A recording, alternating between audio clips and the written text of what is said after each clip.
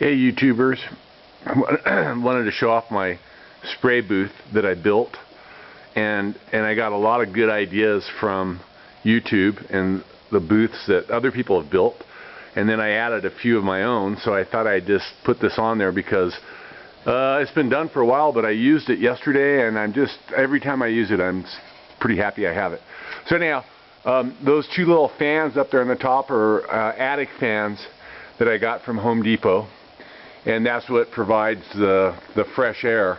And what I have here is a positive pressure system, and I put the fans up high because hopefully the explosive solvents are down low. Also, that white piece of PVC is my crude air dryer, so the air has to go through there, and then basically it comes to that vertical T right there, and that goes into my spray gun. But if there's any excess water, it should drain down to this valve. And then I put my lights outside.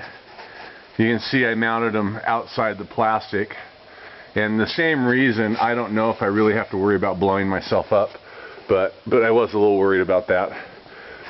There's the connection for my air right there, and then my light switches are right there, the fan switches are right there. So then go inside.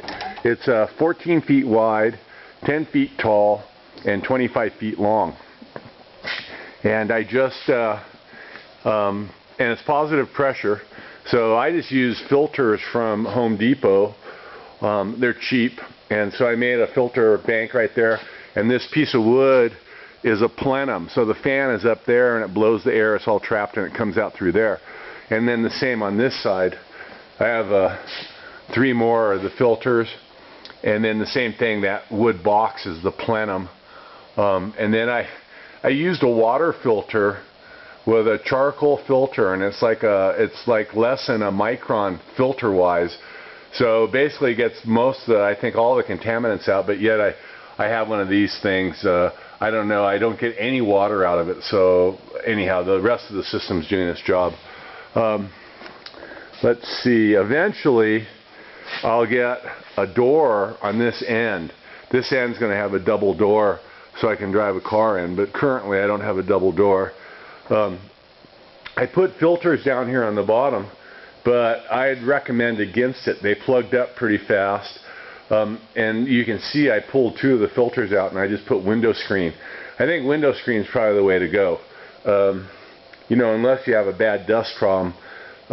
Anyhow, that's what I had to do because the filters just plugged up too quickly. And then the plastic, I used 2 different types of plastic. This is a polyethylene, you know, sheeting that I got from Home Depot, and then this is a plastic that they use in greenhouses. It's much nicer, and I think it might last a lot longer. So anyhow, let's see what else. I used conduit for my vertical pieces just because it would, I don't know, to me it made it simpler instead of using 2x4s. And then I just used an X. You can see the X with a wire to give it some shear strength. And then this was kind of a good find. Hang on one second. This stuff right here made by 3M. It's called 3M Blue 72, and it's a special adhesive for gluing polyethylene to wood. It's used in construction for vapor barriers. So anyhow, the stuff works great, but the problem is most people don't have it, and when you ask them about it, they don't even know what they're talking about. So you know who's got it, and they've got a great deal on it, is Zoro Tools. So ZORO Tools.com, and if you buy, I think if you buy more than $50, shipping is free. So anyhow, that stuff works great.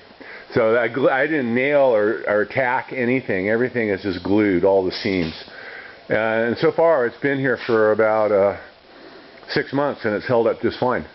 So anyhow, there's my spray booth. It's 25 feet long, so it's big enough to get a car in here. And I've yet to paint a car, but you can see I've got an implement here for my tractor. And it works great. So if you got the space, I'd highly recommend it. So anyhow, thanks a lot. I'll talk to you. Bye.